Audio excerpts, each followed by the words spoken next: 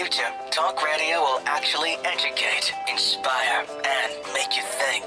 The future is now. Topics and music that affect your life from Universal Broadcasting Network. Tune in at ubnradio.com.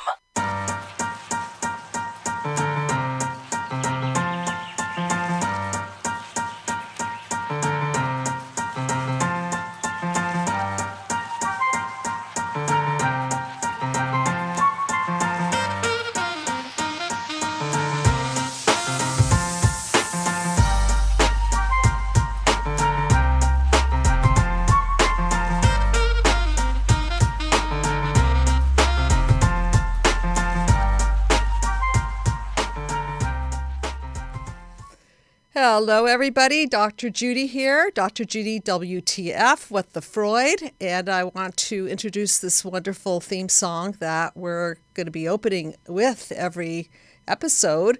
Thank you, Kevin Noble, my wonderful musician assistant, for creating this tune for us.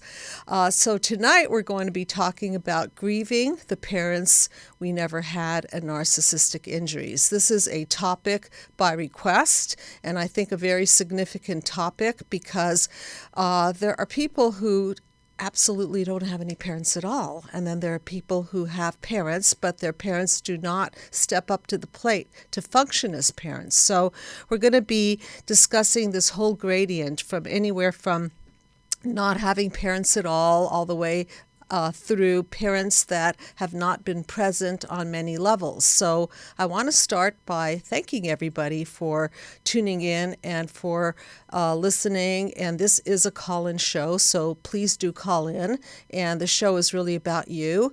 And the show is about helping you to think like a shrink, understand the cause of your dis-ease, your pain and suffering, your anxiety, your depression, your relationship patterns that have gone wrong, and any pain really that exists in the human soul.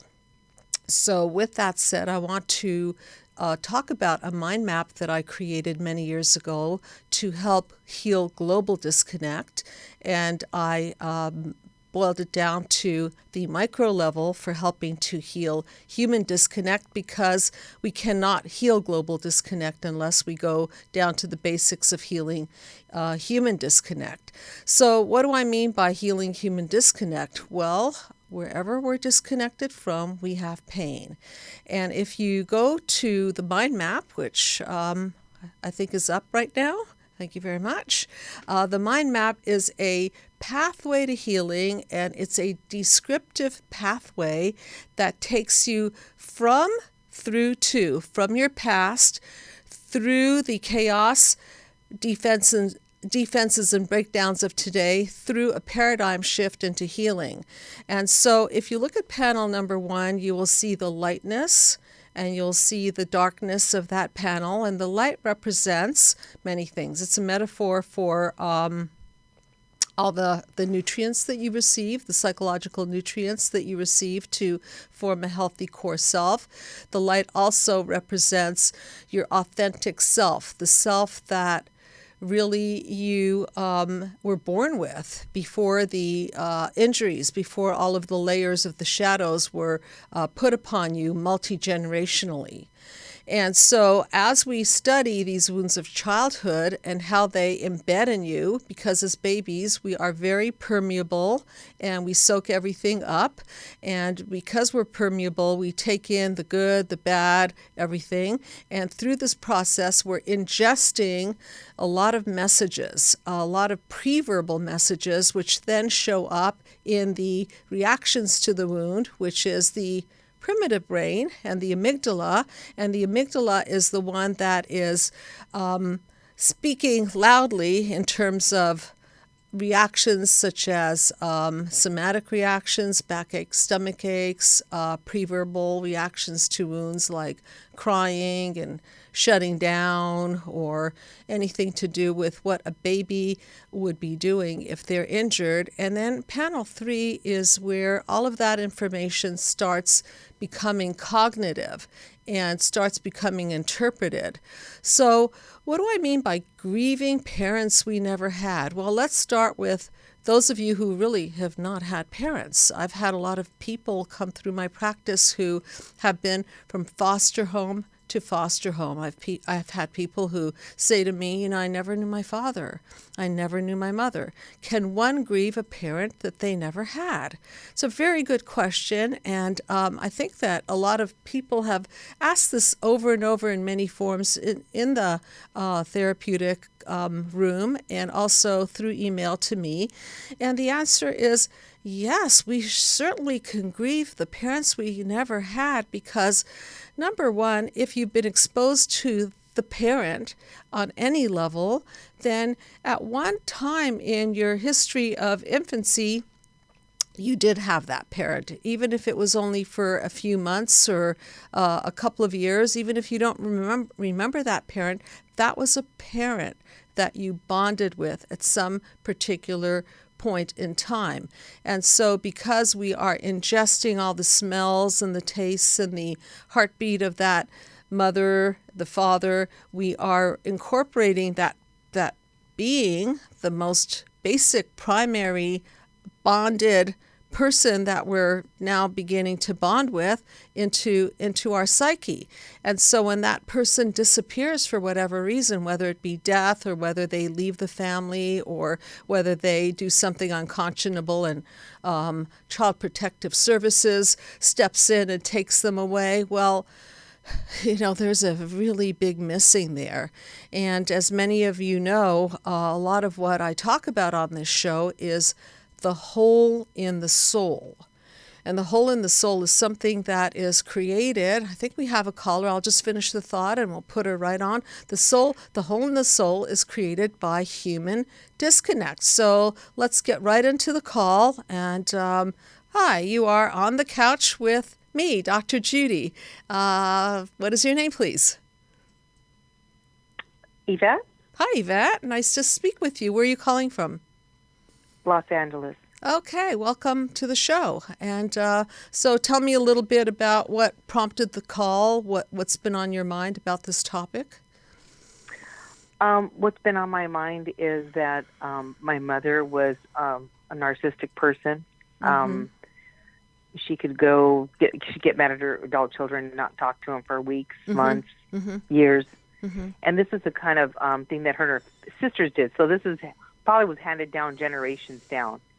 And I probably wasn't the best mom when I was younger as my kids were growing up, but I think we've established a different relationship because that's not the kind of person I want to be. Mm-hmm.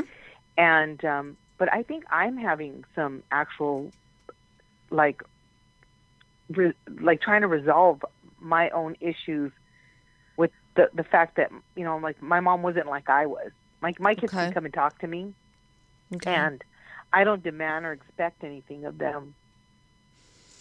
And I guess that's maybe like where I'm at. And I lost. Oh, by the way, I lost a whole host of family because my narcissistic mother told my siblings that there was a life insurance on her for this house, and that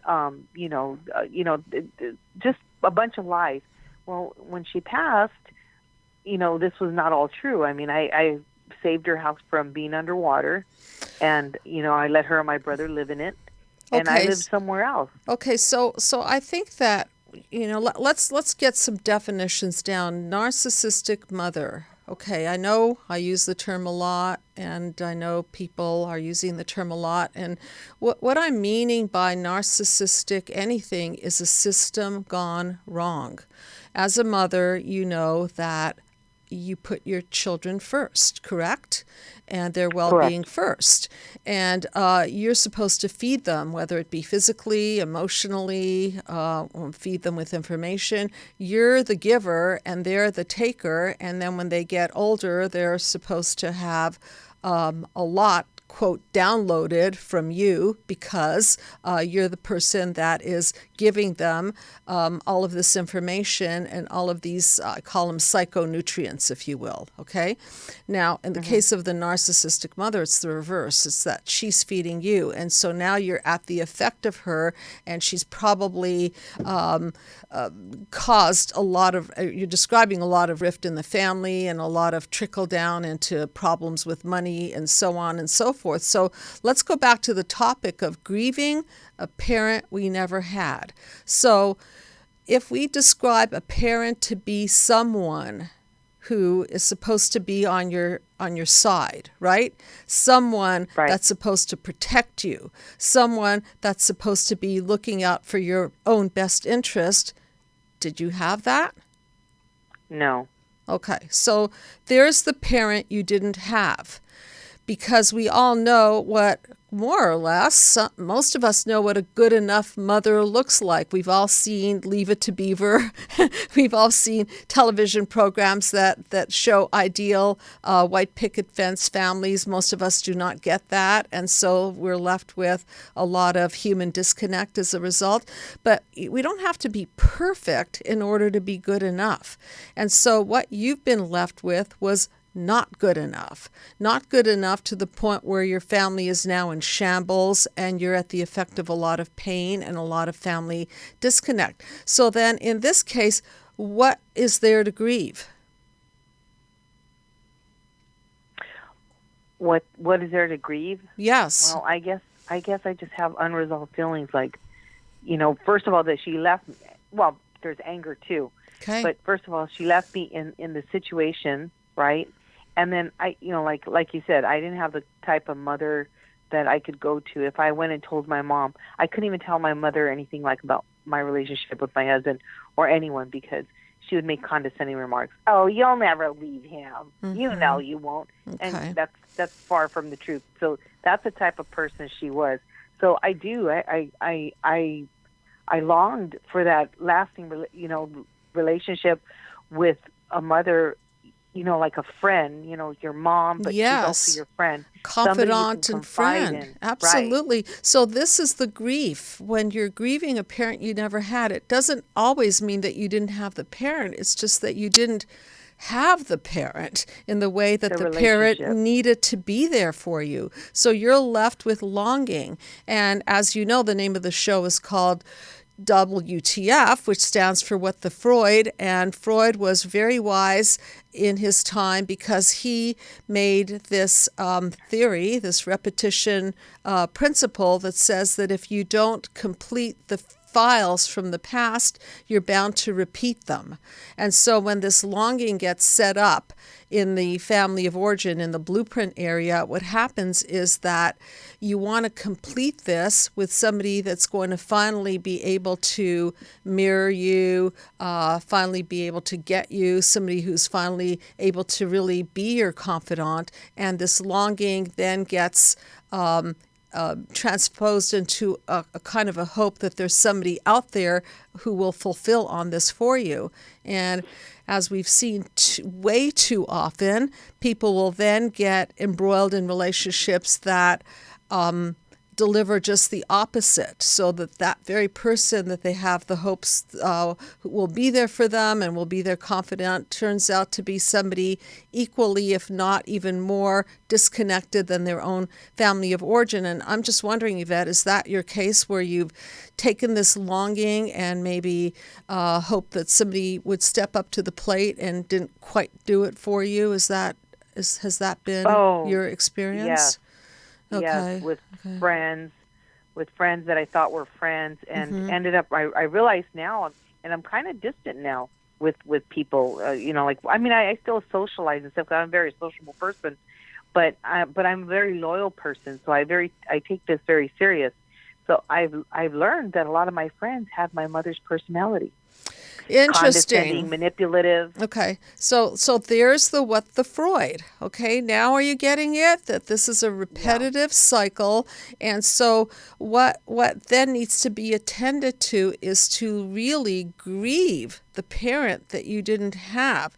Before going into the selection process and bringing in a new person that you have high hopes for, you want to make sure that you're complete with all of the feelings about that person that wasn't there for you. Elizabeth Kubler-Ross, who talks a lot about death and dying, talks about stages of grief, and she talks about the denial and the bargaining and the anger and all of the depression and eventually acceptance. And so part of the grieving the parent that you didn't have is telling a truth about what it is that really didn't go right for you in the first few years of life, so that you can close those psychological files and be complete with them, and so that when you get back into the pool of selecting, whether it be friend or lover, you no longer have that that tendency to fill that soul, the hole in the soul, the longing, with somebody that can then again reopen the childhood wounds. Does that make sense to you, Yvette?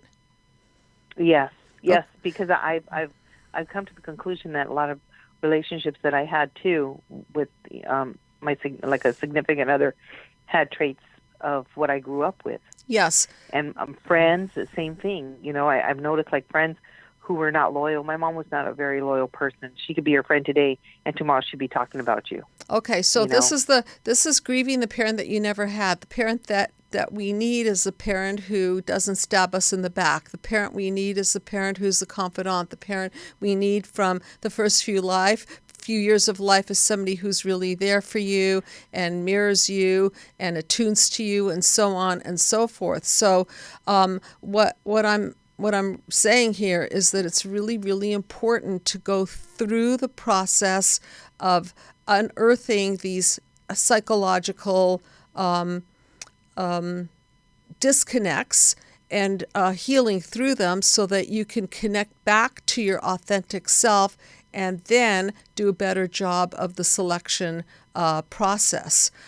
So please do reach out to the team if you're so inclined, and we have a wonderful team of people on staff at the Psychological Healing Center. You can reach them at drjudywtf.com, and we do teletherapy, live therapy, and the most important takeaway that I want you to take away about this is that once you complete those psychological files, so to speak, that longing will no longer be ruling your life, and you won't be pulled by that impulse in the selection process of the people who you choose into your life.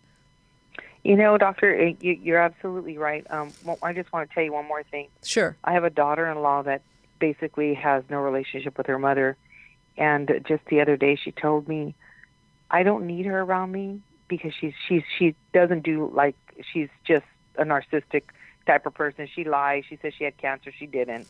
And she told me, because you fulfill all my voids. And I'm thinking, well, why couldn't I find someone like that?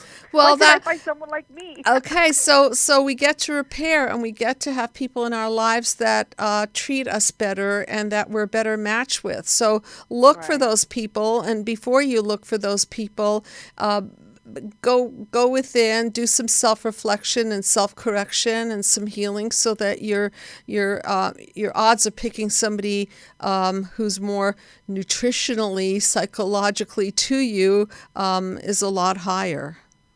Okay? Right, I agree. Okay, so thank you so much for calling in. Thank you. Yeah, my pleasure. Thanks. Take care. All right, thanks. Bye-bye. Okay, take care. Bye.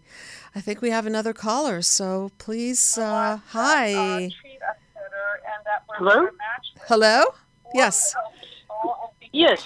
I was trying to call in to Dr. Judy. Yeah, you're on the couch with Dr. Judy, and I think you've got something in the background. Can you turn down? I do, and I'm getting ready to turn that off. Okay, I'm sorry. awesome. Thank you so much. Okay. Yes, hi, Dr. Judy. This is Lori in Texas. I called Hi. you one time. We spoke briefly. Yes, very nice to hear from you, Lori. And so the topic of today, as you know, hopefully you know, is grieving the parents that we didn't have, and the narcissistic injuries that go with the parents that we didn't have on whatever level we didn't have them. So tell me a little bit about how that relates to you. Right. I think the subject matter fits with my question because I'm kind of going through that situation I mentioned to you where my mother's in her 80s now. And I had a pretty abusive childhood and left when I was 15 and then came back. I'm 58 now and tried to reconcile with her, and she was still, detached. Yes. And so now she's going to die. So I'm pretty much trying to reconcile a whole life of her never, being there to begin with. And I think I can intellectualize that and rationalize it and cognitively override it. Okay. But, as far back as the experiments with Harlow and the monkeys, I mean, we are encoded and we are bonded. Yes. And even with all the detachment, I guess my question is the mind map sound easy? It sounds simple. But can you really shake off this innate, encoded sense of the bonding with your mother? I mean, it's almost like it's this subliminal, encoded connection that never leaves. And I can hear you on one level saying you've got to work through that and it will go away. And I think my fear is that even when she dies, this is not going to go away. And it just sounds too easy to be true that you can rid yourself of this. I'm going to answer that on many levels. Is the mind map easy? The mind map is very logical. From the wounds of the past, through decoding them, to paradigm shifting out. Have I seen absolute miracles with the mind map? I saw one this morning. I was on panel number 7 with a wonderful client of mine in Spain, and I want to if you're listening, I want to congratulate you because you've truly reached a paradigm shift, and it's just so palpable and evident from everybody viewing her. I just want to address the reality of some things. Yes, we are bonded to our primary caretaker, good, bad, or indifferent. I mean, no indifferent. I'll take that back. Not indifferent. Good or bad, we're bonded. And so you have a very good point. Can we ever truly ignore that fact? No. Is it going to hurt that your mother dies and she wasn't the one who delivered all your emotional goodies? Yes. Are you symptomatic because she didn't deliver those emotional goodies? Yes. What can you do about them is you need to let out the poison of what was incorporated into the fiber of your being so that you can be free of their effects on you. So the mind map isn't about really changing anything. The mind map is about telling the truth about who done it, what happened, how it landed in you, the chaos that it caused in you, the defenses that it created in you that keep you in psychological prison, and ultimately the breakdown that it creates in your psyche and also in your body. And so this all has to be worked through. And so the piece of work within the system that really addresses it are truth conversations that we enter into right around the 6th session, truth conversations that are pretty taboo and pretty bold and daring, and that you get to complete with your mother, but not with your mother, because your mother will never complete this for you, because it's kind of like saying, let's go to the injurer to get better. What? Let's go to the injurer to get better? Well, they're the ones that injured you to begin with, so how are they going to get you better? So that's why therapeutic intervention is so important. So it's not like your mother's going to change, or you're going to change, or you're going to not feel the feelings. It's just that the effects of that within your psyche have to be released. Because if they're not released, they're going to live in resentment, anger, grief, depression. You're going to be imploding. You're going to be exploding. You're going to go symptomatic. And the essence of this system is to clear out your system so that you can reboot. And so again, this is something that your question is excellent. Will these feelings go away? No. Can you reprocess them so that they don't live within you and rule your life? Yes. The essence of the mind map is to put you in charge of the rest of your life. Because, as I say in my book, in many of the episodes, in my sessions, we are truly not the cause of part one of our lives. However, with work, we can reboot the system and be the cause of part two of our life. So is your mother currently dying? Is she on her deathbed? She is not currently dying, but okay. I think I'm preparing for this because she is, she's getting closer and closer. A lot of the women in our family pretty much follow a pattern of living into their early 80s. And she's in her 80s. Okay. So I think I'm more trying to prepare myself in that when I returned after 30 years to try to reconcile with her, I thought, oh, there's going to be this big breakthrough that she's changed, and nothing had changed. And so now I'm preparing myself for the next stage of this. Yes. Is what's going on. Unfortunately, and this is multi-generational, the narcissistic shell is very, very hard to crack. People build this shell because they have been injured, and they build it so that they could keep safe. What it does for them, it keeps them nice and alone and disconnected from the world, and it's very rare that there's a breakthrough at the end of life. Don't hold your breath, okay? Mm-hmm. Be prepared to watch her go to the grave with this narcissistic shell around her. Logically, you can understand that this is her defense mechanism, and the most important thing for you to understand that it really has nothing to do with you. And that's why these types of parents leave these horrible core beliefs in their children, core beliefs like you're not wanted, you're not important, you're not even worth my investing in, and this is the message. It doesn't have anything to do with you. So the process, although simple, still requires of you, the individual that's going through the process, to have the courage to tell the truth, to dismantle the lies around the messages that have incorporated in, and then release the poison, not with your parent, because your parent is not going to take in anything. They're going to get very defensive, if not very angry that you even brought up the subject. And so this has to be therapeutically worked through so that you can close the file on this and truly grieve the parent that you didn't have, because this is a parent that you didn't have, and come to peace with the fact that you are now able to be the next chapter of your own life and do a better parenting job on yourself.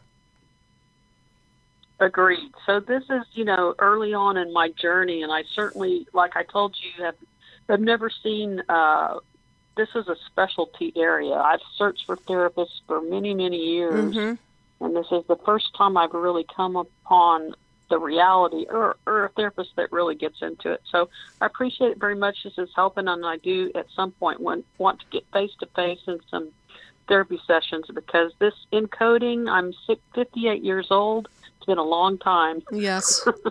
Yes, and just for everyone to know and for you to know, we have a wonderful team of people. We've had 2 PhDs this month. Dr. Perry is now doctor, and Dr. Tracy is now a doctor. I'm very proud of the team, and they're all trained in mind map therapy, and many of them have come from interesting backgrounds, psychoanalytic backgrounds, and I think that they see the elegance and the streamlined system that gets gets people faster to where they want to go. And most importantly, we have people who work on sliding scale fee basis also. So for those of you who are interested in doing mind map therapy, reaching out to the team is as simple as drjudywtf.com, and there's a lot of information there. Meet the team and select a therapist and have a free consultation.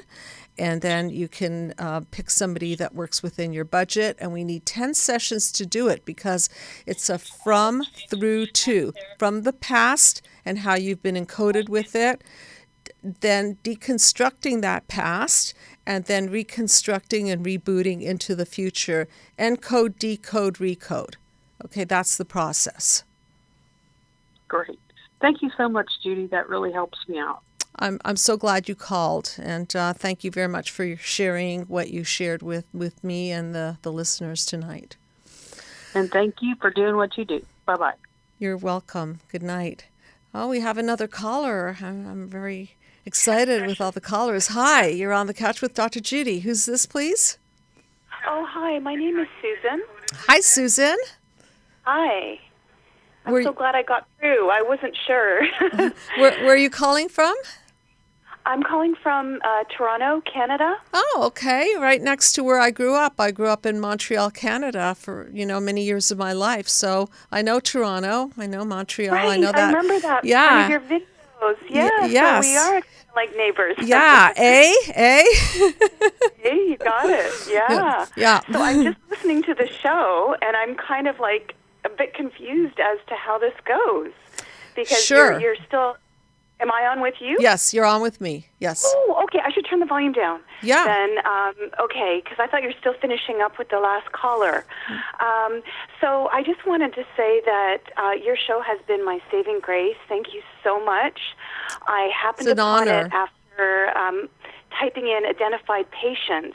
And I've been watching your show for a little under a week now. Okay. And I feel that it has just really helped me to get through the grips of what I'm going through, and I can really relate to what the theme of your show is about, and so I wasn't sure if I should give you a little bit of a background. Yeah, please first. do. Yes, please do, because what I'd like to do is hear a little bit about your background and what you're going through, and then maybe share with you how I think and teach you how to think like a shrink, which is a big goal of mine, because ultimately you don't want to go through months and years of therapy and spend gobs of money on therapy when you can learn a system of thinking. So we'll apply the mind map to what's going on with you. So yeah, what is going on with you?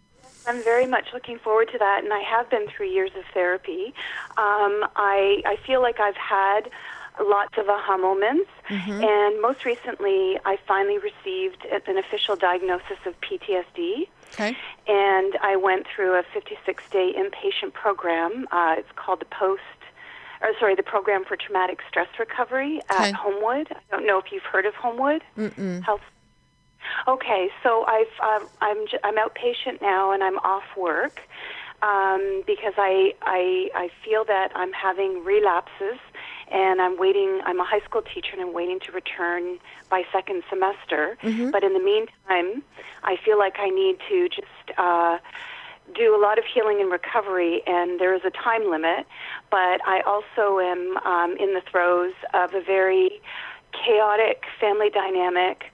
As much as I'm in denial about my mother and sister being narcissists for the last 2 years, my therapist has got me to read a lot of books, and since my father passed away last Christmas, the trauma, the chaos that ensued leading up to at the moment of his death, since his death, ever since, it has been nothing but re-traumatizing for me. Okay. And I have a mother that I've never really felt like I've bonded or connected with her, and now I also have one sister in our small family who has left the elder care up to me for the last 10 years. It's very stressful, right? Very stressful. Okay, yeah, and I just, I didn't want to interrupt you. I just was wondering what precipitated the PTSD.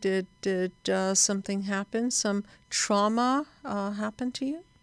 Yeah, so I believe that, I don't know if you buy into CPTSD. I know I it's do. not in the DSM. I do. Oh, you do? Okay. Oh, yeah. So I'm a firm believer that I've been suffering with it since childhood. I've had lots of traumas. I was bullied severely. I was sent to Austria to be with my grandmother, where I was molested. And then I came back, not by her, but by this painter professor. And I came back, got more severely bullied, but all of that was overridden and denied. My entire family, I feel that they always wanted to, it helped them to view me as the identified patient of the family and the scapegoat. It was convenient. Okay, so I went through life just doing my best to, survive. And I recognize now a lot of the, maladaptive coping mechanisms and how I've made poor choices along the way. I've had lots of health issues, like I am a cancer survivor. Right now, I have also been diagnosed with fibromyalgia and chronic fatigue, and recently PTSD. So I notice how all of being in this toxic family system, if I continue to, I will just become sicker.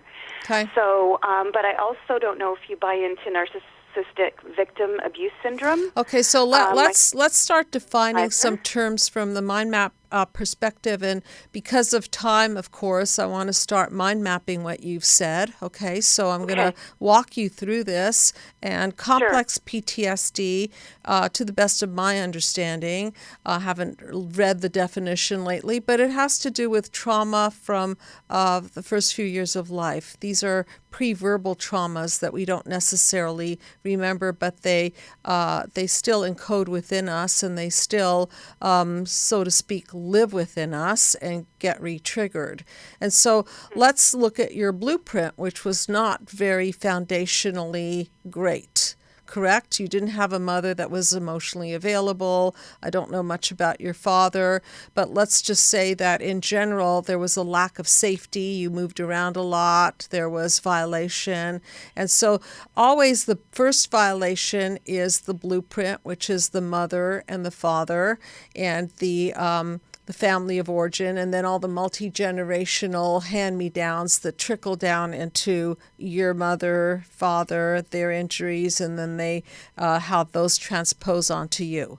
Okay, so this blueprint wasn't secure. This blueprint wasn't well attached. This blueprint wasn't nourishing.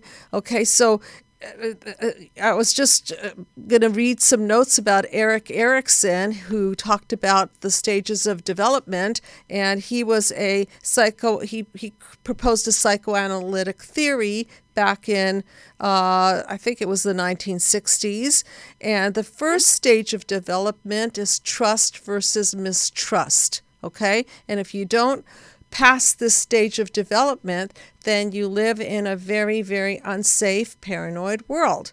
And it seems like you did. So speaking of the parents that you didn't have parents that kept you safe. So then when life hits you, you don't have those barriers, you don't have the coding, so to speak. You don't have the boundaries that protect you. Your boundaries are violated. They become too permeable, and then you're at the effect of everything comes flooding in, and then your emotional regulatory system gets thrown off balance. And this is kind of like what you're talking about, the complex PTSD, because there was a PTSD laid down foundationally that rocked your emotional boat so hard that you couldn't get your bearings straight, and then life kept rocking it, and your parents were not around to really do anything about this. So at the end of the day, your poor little emotions didn't know how to your poor little emotions weren't really intact to keep you afloat. And so you kept caving in to the point where you broke down seriously broke down and ended up in the hospital. And so you can see, not only do we break down emotionally, we then break down somatically. Our bodies break down. The mind and the body are interconnected. And so when we research things like cancer and fibromyalgia, although there are biological components to these, there's also psychological components to disease, or I like to call it dis-ease, because when our defense mechanisms, the psychological ones, blow on us, then the body takes a hit. So if we mind map this, we could really see how panel 1, if you'd be so kind as to put up panel 1, thank you. Panel 1, you got infiltrated by all these traumas and psychoviruses, I like to call them. And then your reactions to the wound, nobody soothed you, nobody attended to your amygdala, which is your emotional brain, no one regulated you. And then, therefore, you encoded in your world that the world's not safe. And then, bam, bam, bam, things kept happening, chaos, and then you tried to defend, and that blew, and then you broke down, and on and on and on, and it keeps rotating through what I call, again, referring to the what the Freud. Okay, so does that make sense to you, what's happening in your world? Oh, yes, 100%. Okay, and that's how we apply the mind map. We literally mind map who done it, what happened, how you encoded it, all the breakdowns that occurred, and then we start processing the poison so it no longer lives in you and you're no longer imploding or exploding. One thing that I did want to mention is this sense of incompletion. Parents that we never had that were grieving, there's a sense of incompletion. The file is still open on them. And when there's a sense of incompletion, we're always thinking about it. We're always obsessing about it. We don't have peace around it. And so we can't concentrate on the here and now. One of the beautiful things that happened this morning with the person that I've been working with in Spain is that because she courageously went through the process of letting out her emotional poison, this morning she felt really at peace. Because why? Because we closed the emotional files. So this is what's still left to be done, is all these open-ended things that cognitive behavioral therapy, medication, and many other forms of therapy, they get at the cognitions, but they don't really close the emotional file on this. And I think that that's the missing piece here. Yes, and I look very much forward to that, because I feel right now like that sense of this toxic, like the poison needs to come out. Yes. And right now I'm being guilted and shamed and scapegoated by my mother and sister again. Mm-hmm. And now I said I'm going back to no contact. And once again, it's this, cycle that I'm in where it's like I'm feeling so bad about it, and I know I shouldn't, but I'm doing it for self-preservation. Otherwise, at this point, if I were to continue, and then if I ever try to defend myself, then they will always blame shift. So it's just crazy making to try to even figure out how there's a way to be with them. There isn't a way to be with them. And so once you've gone through the crazy making and the loops and so on, and just remember that we are bonded to connect. We are wired to connect. We don't want to lose our families. Our families mean a lot to us. I really appreciate and honor that. It's just that there comes a point in some people's lives where families become so toxic that some people have to pull out and go low contact, and some families are so toxic that people have to go no contact. And so you find that boundary within you, and you play a better game of life, and you start thinking to yourself, that gaslighting idea that people try to suck you back in and think that there's something wrong with you, and sometimes you just have to step out of the system and say, you know what, this is just not healthy. This is just insane. This is not okay.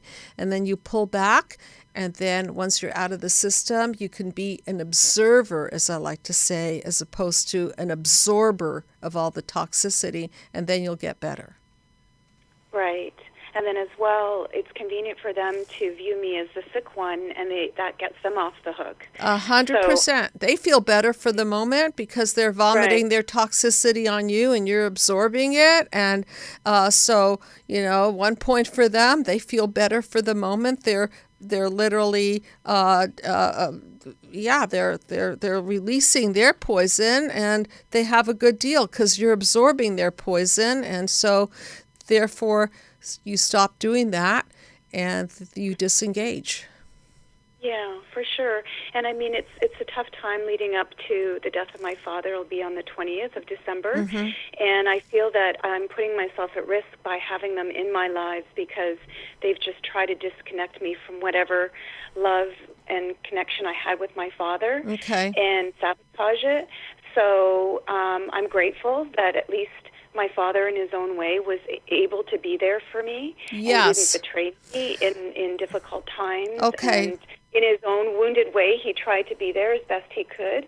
But for me, like, I've tried everything. I drove now twice to North Carolina to Sandra Brown to get treatment in 2012 and 16. So I really feel like I'm at my wit's end because I can't afford to allow the two of them to take whatever little healing and recovery I've been able to draw upon and any strength, and to now kick me when I'm down. Like, I view them as, me being in the ocean and they're the rogue waves. Or they're in the lighthouse and I'm a ship trying to come in to sea, and they're steering me into the rocks. Right. So don't hang on to their anchor, so to speak. It's not an anchor for you, and let it go. And so you deserve to grieve your father. And as they say in AA, a saying in AA that I really like is, don't share your toys with people who are going to break them, because if you share your grief and you share your feelings with people who are going to demean, devalue, destroy, make you wrong, make you guilty, make you shameful, then you can only expect that you're not going to benefit by that. So pull out, pull away, protect yourself, understand that you deserve to heal, you deserve to unleash the poison that has been really permeating every piece of you, and grieve your father in peace. He was a little bit of light for you, it sounds like. So thank you so much for calling in. I really appreciate it. And feel free to call the team or myself, and please let me know how you're doing.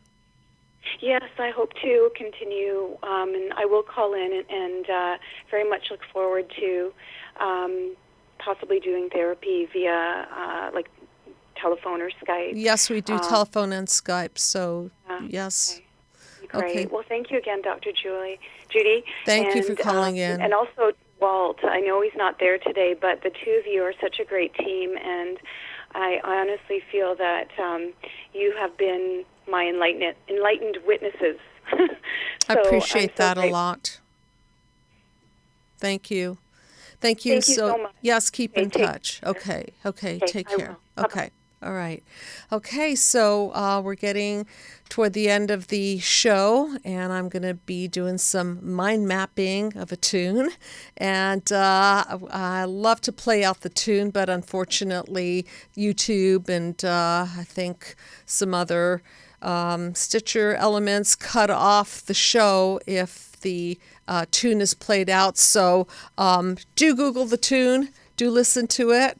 The tune that I picked for tonight, because it reflects grieving a parent that we never had and the injuries that go with it, is a tune by Miranda, Lambert, called Over You. So I'm going to read the words and then I'm going to shrink it a la mind map.